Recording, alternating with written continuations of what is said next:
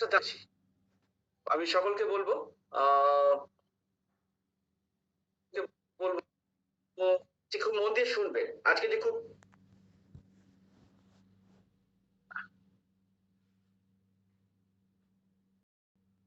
আচ্ছা 1 মিনিট একটু আহ,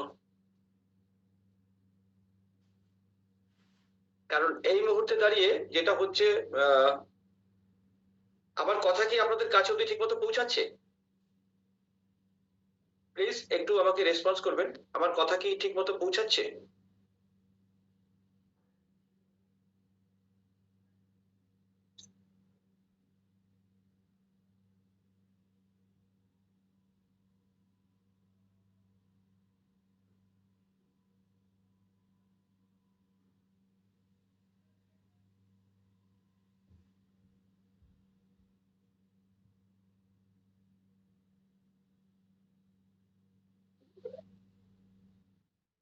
তো চলুন, একটু টেকনিক্যাল প্রবলেম ছিল, তো আমরা শুরু করি।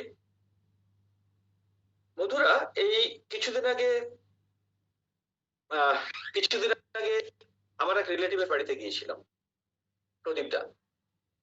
তো সেই প্রদীপদার সাথে কথা হচ্ছিল, প্রদীপদার সাথে কথা হচ্ছিল সেটাই, টেকনিক্যাল ব্যাপারটা হতেই চলেছে। তার কারণ আজকে এই মুহূর্তে দাঁড়িয়ে আমরা এটাকে ইউটিউব লাইভ করছি। তো তো প্রদীপদার সাথে কথা হচ্ছিল, অনেকক্ষণ ধরে কথা হচ্ছিল। আসলে প্রদীপদাকে আপনাদের কাছে এটা মনে হতে পারে যে কে প্রদীপদা, একটু প্রদীপটাকে একটু বুঝে নি। তো নেক্সট স্লাইডটা।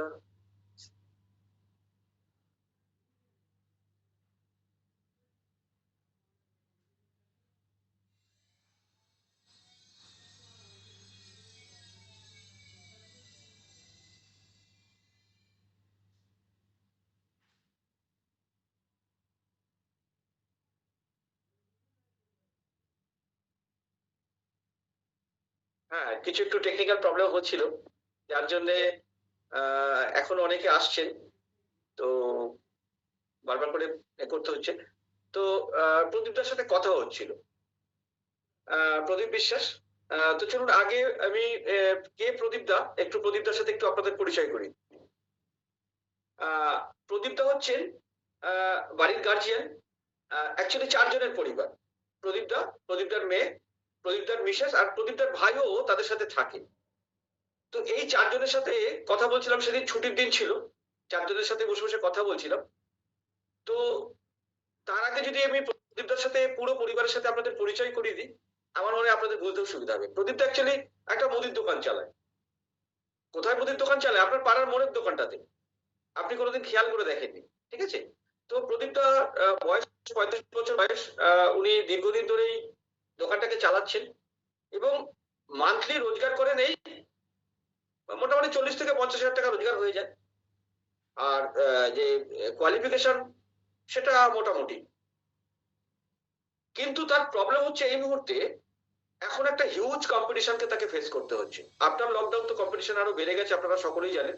হিউজ কম্পিটিশনকে ফেস করতে হচ্ছে এবং যে প্রফিট মার্জিনটা ছিল সেই প্রফিট মার্জিনটাও অনেকটাই কমে গেছে, যার ফলে কি হচ্ছে, সব খরচ খরচা বেড়ে গেছে।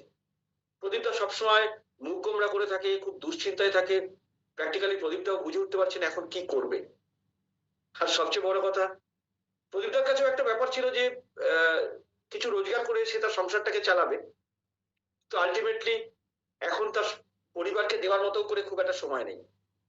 সকালবেলা ঘুম থেকে ওঠেন, ওঠার পরেই দোকান খুলতে হয়, তারপর দুপুরবেলা দোকান বন্ধ করে খেয়ে একটুখানি রেস্ট করতে না করতেই বাবা বিকেল হয়ে যায়, আবার দোকান খুলে সেই রাতে গিয়ে দোকান বন্ধ করতে হয়। তো এই হচ্ছে প্রদীপদা। এটা হচ্ছে সম্ভবতী প্রদীপদার বিশেষ। তো তার এজ এখন 40। অকুপেশন, রাইট, অকুপেশন হচ্ছে হাউস ওয়াইফ। আর মান্থলি আর্নিং হচ্ছে একটা বিগ জিরো। কারণ তিনি সব কাজ করেন, সারাদিন ব্যস্ত থাকেন, কিন্তু কোনো উপার্জন করেন না। তো তার মান্থলি ইনকাম জিরো। এডুকেশনটাও তেমন যে অনেক বড় কিছু তেমন নয়। আর যদি তাকে চ্যালেঞ্জের কথা বলা হয়, কোনো কম্পিটিশন নেই, কোনো চ্যালেঞ্জ নেই, সারা দিন মুখ বুঝে গাধার মতো করে পরিশ্রম করে যেতে হয়। কেন? স্বামীকে দেখতে হয়, মেয়েকে দেখতে হয়, দেওরের সবকিছু খাবার দাবার সবকিছু গুছিয়ে দিতে হয়। সারাদিন পরিশ্রম করে যেতে হয়। এটা হচ্ছে হচ্ছে প্রদীপদার ভাই। মোহিতের বয়স এখন 32 বছর, একটা অফিস অ্যাসিস্ট্যান্টের কাজ করে। তো কলকাতাতেই মোটামুটি যাওয়া আসা করে আর কি। ওই স্যালারি কত পায়, ওই 35-40 হাজার টাকা মতো স্যালারি পায়। জবে কোনো সিকিউরিটি নেই, প্রত্যেকটা মুহূর্তে ভয়ে ভয়ে থাকে, এই গেল এই গেল এই গেল। স্যালারির কোনো গ্রোথ নেই। হেলথের অবস্থা, এই 32 বছর বয়সে সে হেলথেও অনেক চ্যালেঞ্জ চলে এসছে। আর আর ওই ছুটি ছাটার দিনে একটু সময়, এবার দিয়ে তেমন সময়ও নেই। হ্যাঁ, প্রদীপদার মেয়ে হচ্ছে নেহা। নেহা সারাদিন খুব পরিশ্রম করে, খুবই পরিশ্রম করে, খুব পড়াশোনা করে, চোখে অনেক স্বপ্ন রয়েছে, প্রচুর স্বপ্ন রয়েছে। আহ যে অনেক কিছু করবে। এবার পকেট স্যালারি, পকেট খরচা যেটা, সেটা ওই 5 থেকে 7 হাজার টাকা। ওই এদিক ওদিক টুকটাক করে টিউশন ফিউশন করে, করে নিয়ে সেটুকু চালিয়ে নেওয়ার চেষ্টা করে মোটে। ও চাপে রয়েছে। কেন চাপে রয়েছে? কারণ ও মার্কেটের সিচুয়েশনটা বুঝতে পারছে। চাকরি করছে, গভর্নমেন্ট সার্ভিস তো কোথাও নেই বলতে গেলে। এবার দিয়ে নন গভর্নমেন্ট সার্ভিস, যা স্যালারি, সেখানে ডিগনিটি রেখে কাজ করা কতটুকু সম্ভব? যার ফলে কি হচ্ছে, আস্তে আস্তে তার যে আত্মবিশ্বাস, সেই আত্মবিশ্বাসটাও কিন্তু অনেকটা কমের দিকে চলেই প্রদীপদার পরিবার। কিন্তু যখন ওদের সাথে আমি কথা বললাম, আমি কথা বলছিলাম অ্যাকচুয়ালি, ওরা যে বাড়িটায় থাকে সেই বাড়িটা যে খুব ভালো বাড়ি এরকম নয়, আপনারা দেখলেন কিছুক্ষণ আগে, ছবিতেও দেখেছেন। তো একটা বড় বাড়ি বানানোর খুব ইচ্ছে রয়েছে ওদের। আর বিশেষ করে আমি যখন নেহার সাথে কথা বলছিলাম, নেহাই ওর স্বপ্নের কথাগুলো বলছিল, ওর কাকাও কিছুটা ওকে সাপোর্ট দিচ্ছিল, যে একটা খুব সুন্দর একটা বাড়ি হবে, খুব বড় একটা বাড়ি হবে, দেশ বিদেশে ঘুরতে যাবে, একটা সুন্দর গাড়ি হবে। কারণ ওরা, ওর প্রতিবেশীরা আর যারা রয়েছে টুকটাক তাদের সকলেরই সুন্দর সুন্দর বাড়ি রয়েছে। ঘুরতে যে তারা বেরোয় না একেবারে তা নয়, প্রতিবেশী দু একজন তো গাড়িও রয়েছে। কিন্তু কিন্তু ওরা সত্যি সত্যি খুব ডিপ্রেস কন্ডিশনে রয়েছে।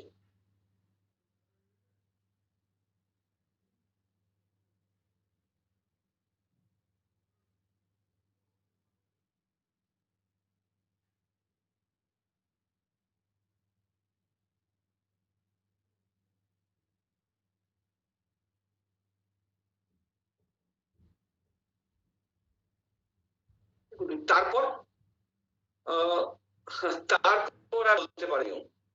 কেন বলতে পারিনি? কারণ এখনই এসে পড়াশোনা চালাতে গিয়ে হিমশিম খেয়ে যাচ্ছে।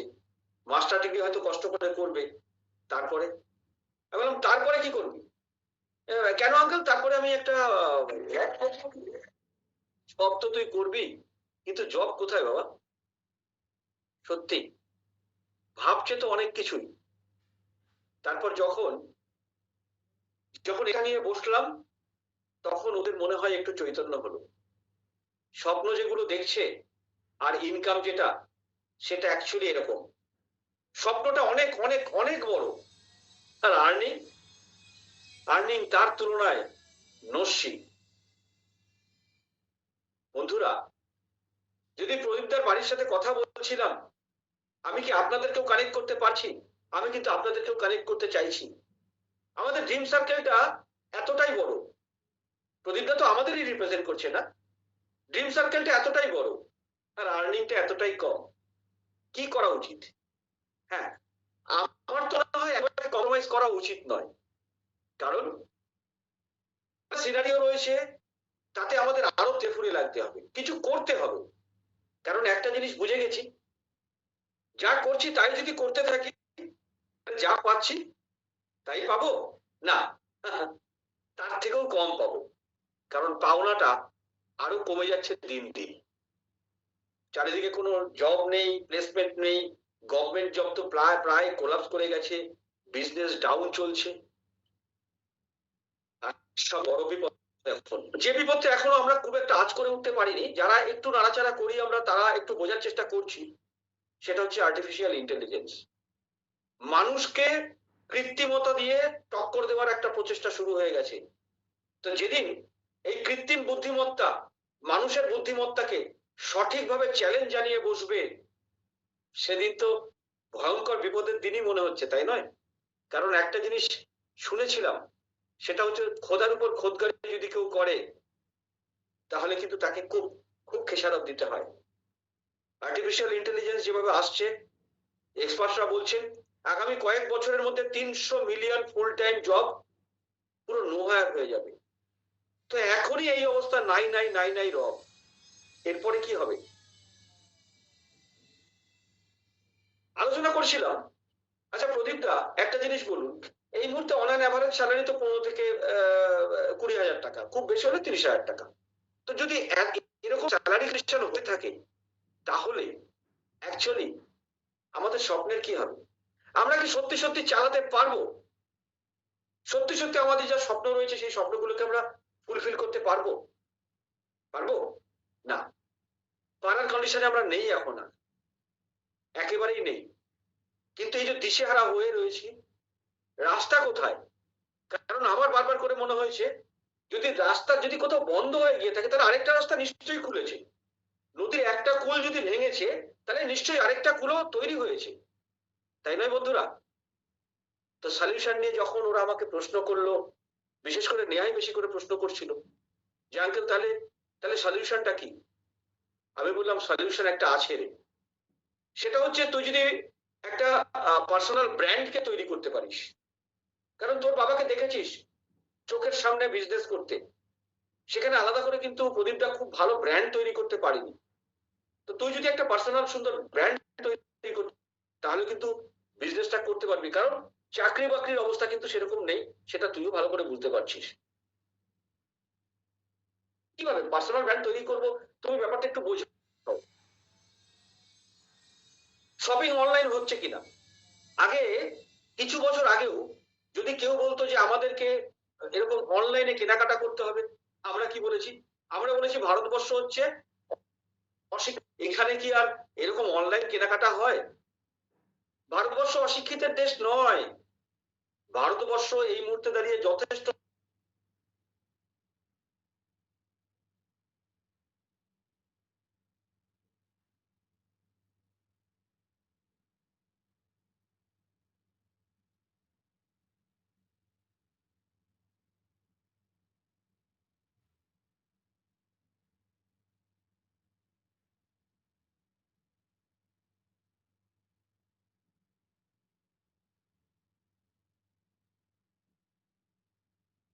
মুভি দেখছি আমরা, রাত বিরেতে যখন মনে হচ্ছে তখন আমরা অনলাইনে খাবার আনিয়ে নিচ্ছি বাড়িতে।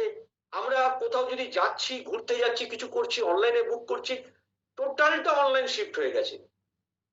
নেহাকে বললাম, নেহা ভাব, যদি এত কিছু অনলাইন হয়ে গিয়ে থাকে তাহলে কি রাস্তা তোর খোলেনি কোথাও বলে মনে হয়? ভাব না।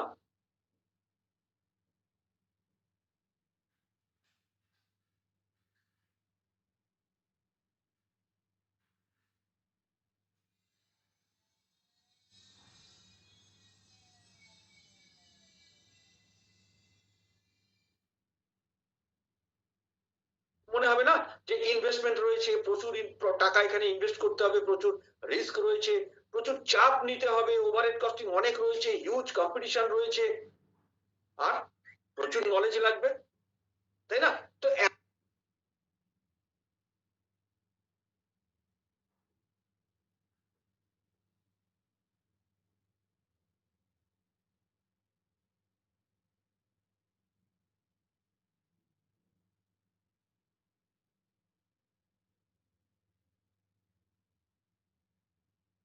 কি লাগে তার জন্য? একটা মোবাইল লাগে, একটা জবরদস্ত ইন্টারনেট কানেকশন লাগে, সোশ্যাল মিডিয়ার ইউজ লাগে, অনলাইন মার্কেটিং লাগে। আচ্ছা নেহা, তুই আমাকে একটা জিনিস বল, তোর কি স্মার্ট মোবাইল নেই? বলে হ্যাঁ, স্মার্টফোন আমার কাছে আছে, নিশ্চয়ই আছে। বন্ধুরা, আপনাদের কাছে নেই? আপনাদের কাছেও রয়েছে। ইন্টারনেট কানেকশনটাকে স্ট্রং করতে হবে এই মুহূর্তে দাঁড়িয়ে। যদি বিজনেস করতে হয় তাহলে ইন্টারনেট কানেকশন স্ট্রং করতে করতে হবে, কোনো অপশন নেই। তার কারণ হচ্ছে অ্যাকচুয়ালি রাস্তাঘাট পরিবহন ব্যবস্থা যদি ভালো থাকে তাহলে তো সবকিছু ট্রান্সপোর্টেশন হবে। তো ইন্টারনেট কানেকশনটাকে ভালো রাখতে হবে, তার পেছনে পয়সা দিতে হবে। সোশ্যাল মিডিয়াতে কে নেই?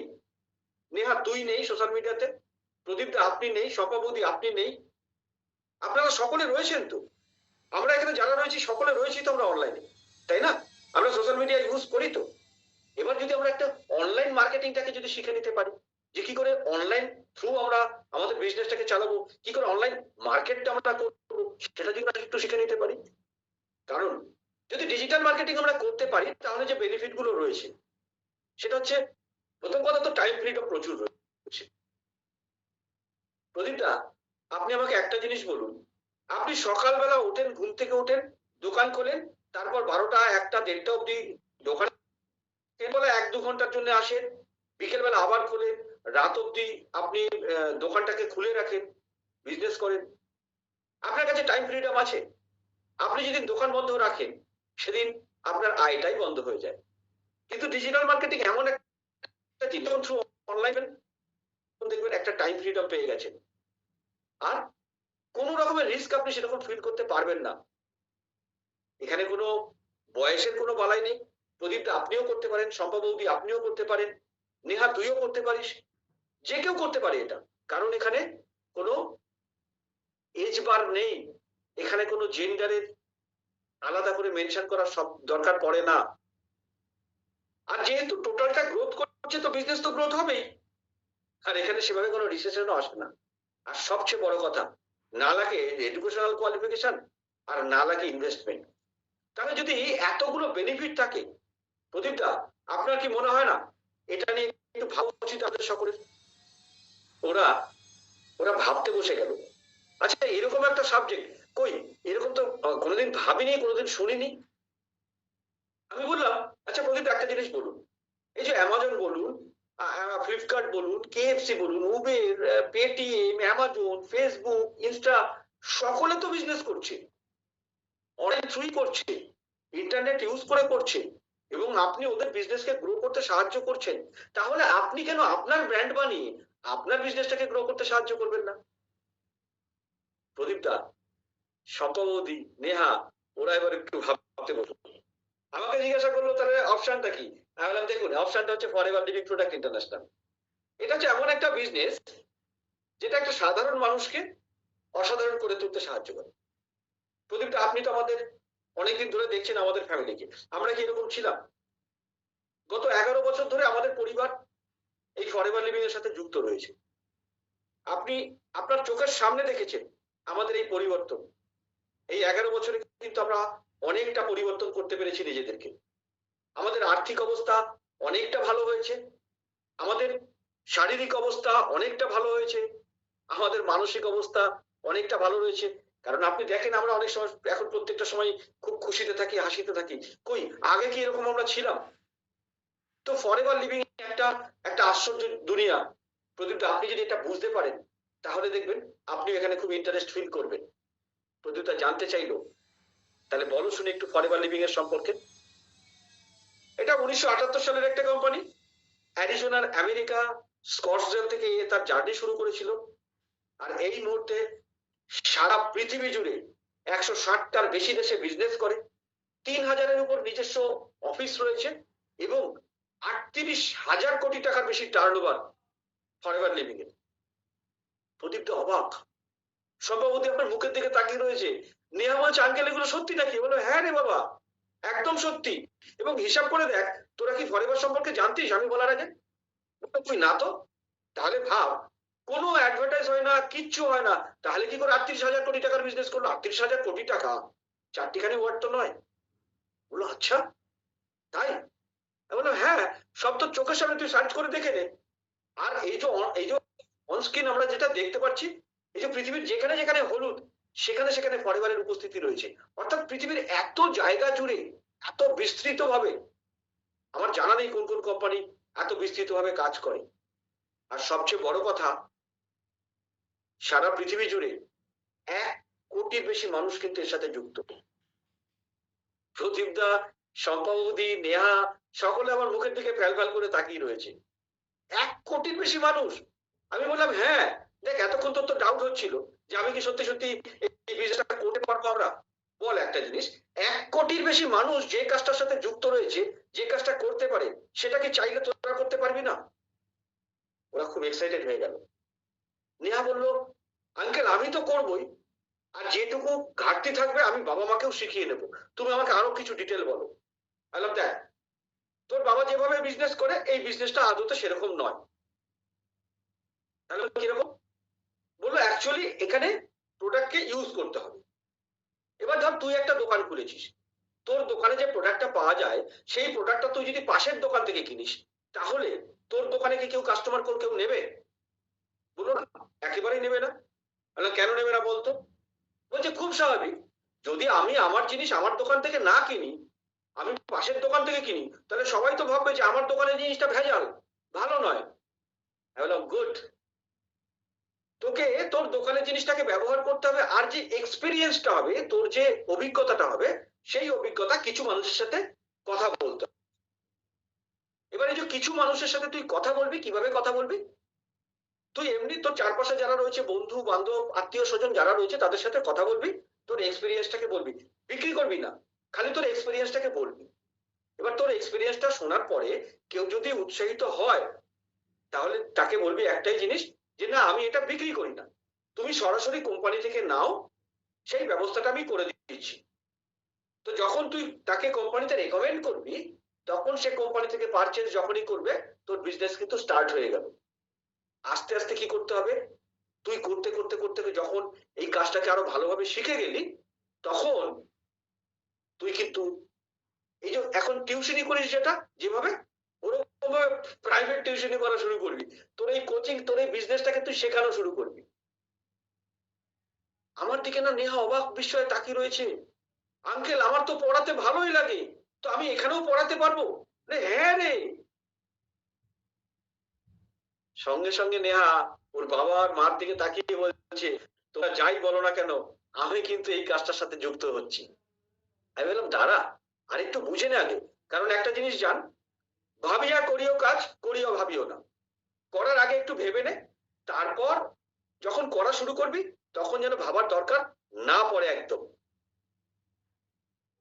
আমাকে এটা সম্পর্কে জানতে চাইলো যে কাকু তাহলে তুমি একটা জিনিস বলো, তুমি বারবার করে মার্কেটিং মার্কেটিং মার্কেটিং মার্কেটিং বলছো, বিজনেস বিজনেস মানে তো সেলিং।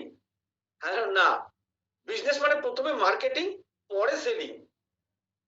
বললো ব্যাপারটা কিরকম? আমি বললাম ধর, ধর একটা তুই ট্রেনে যাতায়াত করিস, একজন কমলালেবু বিক্রেতা কি করলো, 500 টাকার কমলালেবু কিনলো, কিনে এক ঝুড়ি কমলালেবু নিয়ে সকলের কাছে গেল। এবার এই 500 টাকার কমলালেবু সে বিক্রি করলো, বিক্রি করে কি করলো, আলটিমেটলি 600 টাকায় বিক্রি করতে পারলো, তার 100 টাকা লাভ হলো। বললো হ্যাঁ। এবার তুই বল একটা জিনিস, যদি কেউ এই 500 টাকার কমলালেবু কিনে যদি একটা জুস বানিয়ে বেচে, বলে হ্যাঁ, তাহলে তো আরেকটু বেশি লাভ হবে। বললাম হ্যাঁ, ধরা যাক সে 700 টাকায় বিক্রি করলো, তাহলে তার 200 টাকা লাভ হলো। বললো হ্যাঁ। বললো তাহলে মার্কেটিং?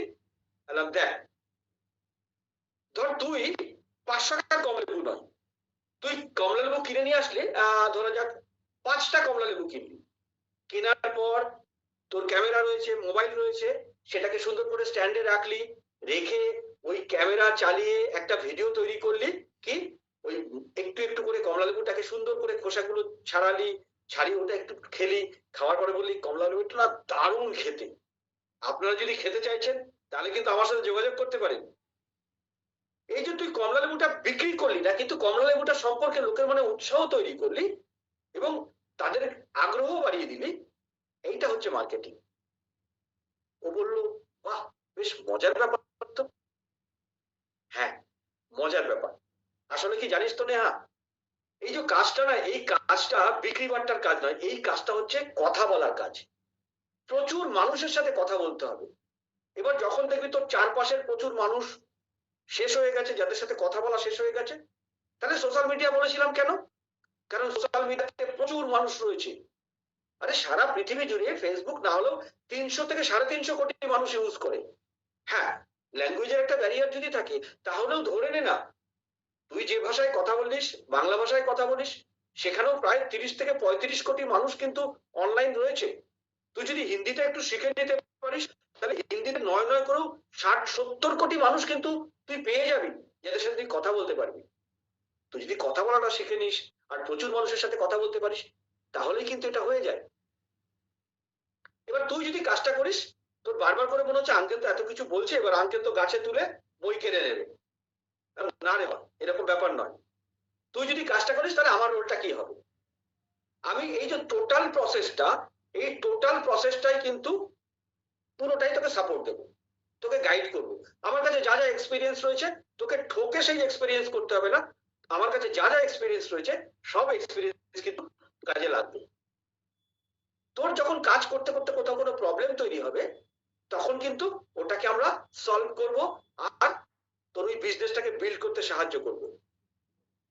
আচ্ছা কাকু, তুমি যখন এরকম ভাবে কথাটা বলছো, তাহলে এই কাজে তো তোমার টিমে অনেকে রয়েছে, তারাও কি এভাবে কাজ করে? আমি বললাম হ্যাঁ রে, আমরা ঠিক এভাবেই কাজ করি। আমাদের টিমের যতজন রয়েছে, আমরা ঠিক এভাবেই কাজ করি। প্রত্যেক শনিবার আমাদের এখানে হালিশহরে আমাদের ট্রেনিং সেন্টার রয়েছে, সেখানে যারা যারা আমাদের টিমমেট রয়েছে, তারা তাদের গেস্টকে নিয়ে আসে, তাদের বিহাফে আমরা কথা বলি। যখন অনলাইনে কিছু আসে, যখন জুম হয় বা কিছু হয়, তখন তাদের বিহাফে আমরা কথা বলি। আমরা পুরো বিজনেস বিল্ডিং এ আমরা তাকে সাপোর্ট দিই। তার কাজটা থাকে একটাই, সেটা হচ্ছে ইনভাইট করা। তো প্রাইমারি সে যখন ইনভাইট করে, আস্তে আস্তে তার বিজনেসটা বিল্ড হলে সে ধীরে ধীরে কাজটা শিখেও যায়, তারপর সে আমাদের মতো কাজ করা শুরু করে। খালি নেহা নয়, প্রদীপ দা, শম্পা বৌদি খুব এক্সাইটেড হয়ে গেল, বললো সত্যি যদি এরকম হচ্ছে, তোমরা যদি এতটাই সাপোর্টিভ হও, তাহলে নিশ্চয়ই নিশ্চয়ই এই কাজটা আমরা শুরু করব। খালি আমরা নয়, আমরা পুরো পরিবার শুদ্ধ কিন্তু এটাতে রয়েছি। আলাম দাঁড়ান, সবচেয়ে মজার কথাটা বলি প্রদীপ দা, সেটা হচ্ছে এই কাজটা করতে গেলে আপনার দোকানটা বন্ধ করতে হবে না, আপনার ভাইকে তার বিজনেসটা ছাড়তে হবে না, শম্পা বৌদিকে বাড়ির সব কাজ বন্ধ করতে হবে না, নেহাকে পড়াশোনা বন্ধ করতে হবে না। আপনারা আপনাদের যে কাজগুলো করছেন, সেই কাজগুলোকে ইনট্যাক্ট রেখে এই কাজটাকে করতে পারবেন। কিভাবে করবেন সেটা তো আমরা গাইড করব। ওরা খুব এক্সাইটেড হয়ে গেল, বললো তাহলে কি করতে হবে সেটা আমাকে বলো। কিচ্ছু না, দেখুন এখানে যখন বিজনেস, আপনিও ভালো করে জানেন, বিজনেস করতে গেলে একটা টুকটাক ইনভেস্টমেন্ট থাকে। একদম মিনিমাম একটা জিনিস আপনাদেরকে বলি প্রদীপ দা, সেটা হচ্ছে একটা বিজনেস বুস্টার কিট রয়েছে। এই বিজনেস বুস্টার কিটটার প্রাইস হচ্ছে, যদি এমআরপির কথা বলা হয়, সেটা হচ্ছে 7,615 টাকা, এবং সেটা যদি আপনি ডিসকাউন্ট 5% ডিসকাউন্টে পান, সেটা ওই 4,187 টাকাতে হবে, এবং জিএসটি দিয়ে ওটা মোটামুটি 4,800 টাকা মতো হবে। আর তার সাথে একটু টুকটাক একটু জিনিস দিয়ে ওটা 5,000 টাকার আপনি কেনাকাটা করে নেবেন। যদি আপনি 5,000 টাকার কেনাকাটাটা করে নিতে পারেন, তাহলে কিন্তু আপনি এই বিজনেসটা করতে পারবেন। বললো বেশ, যদি আমি এই বিজনেসটা করি, তাহলে আমার বেনিফিটটা কি হবে? বললাম প্রদীপ দা, মজাটা হচ্ছে এখানে, আপনি আমাকে প্রথম কথাটা বলুন, সত্যি সত্যি কি 5,000 টাকায় কোনো বিজনেস আজকের দিনে স্টার্ট হয়? বললো একেবারেই নয়, কারণ একটা ফুচকার ঠেলা লাগাতে গেলেও তো কত টাকা খরচা হয়ে যায়, একটা চায়ের দোকান খুলতে গেলেও তো কত টাকা খরচা হয়ে যায়। বললাম হ্যাঁ, মোটে 5,000 টাকা খরচা করে কিন্তু আপনি একটা সুন্দর ইন্টারন্যাশনাল বিজনেসটাকে করতে পারবেন। খালি তাই নয়, আমরা তো রয়েছি আপনাকে প্রত্যেকটা মুহূর্তে গাইড করার জন্য। প্রদীপদা বললেন, আমি কখনো ভাবিনি যে তুমি আমার পাড়াতেই থাকো, আর তোমার সাথে আমি একটু ডেকে কথা বলি। আজকে তুমি আমাকে যা বললে, আমার তো রাতের ঘুম চলে গেল, আমি যে এক্সাইটেড হয়ে গেলাম। আমি কিন্তু কাজটা করব, আমরা সবাই মিলে কাজটা করব। আমি বললাম প্রদীপদা, যদি আপনারা পুরো পরিবার মিলে যদি কাজটাকে করছেন, তাহলে আমাদের যে অফলাইন ট্রেনিং হয় কলকাতাতে, আমাদের মল্লিক বাজার পার্ক স্ট্রিটের ওখানে আমাদের অফিস রয়েছে, সেখানে এসে দেখে যেতে পারেন। সেখানে প্রত্যেক শনি রোববার ক্লাস হয়, সেখানে আসতে পারেন। শনিবার দিন আমাদের এখানে ক্লাস হয়, এখানে আসতে পারেন। জুম প্রত্যেক দিন হয়, ওখানে আসতে পারেন। আপনার জন্য স্পেশাল ট্রেনিং এর অ্যারেঞ্জমেন্ট থাকবে, স্পেশাল মেন্টরশিপ থাকবে। আপনি যখন এতটাই উৎসাহ দেখালেন, আমরা কথা দিচ্ছি, আমরা কিন্তু একদম বেস্ট প্রফেশনাল ওয়েতে কিন্তু